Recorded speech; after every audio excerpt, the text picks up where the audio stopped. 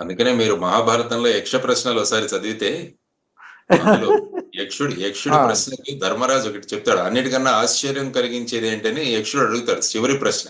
ఉమ్, ఉమ్, 123 ప్రశ్నల్లో చివరి ప్రశ్న అన్నిటికన్నా ఆశ్చర్యం కలిగించేది ఏంటి అంటే, ప్రతి మనిషికి ఉమ్. వాడు ఆ. చనిపోతాడని తెలుసు కానీ వాడు తప్ప మిగతా వాళ్ళు చనిపోతాడు అనుకుంటాడు.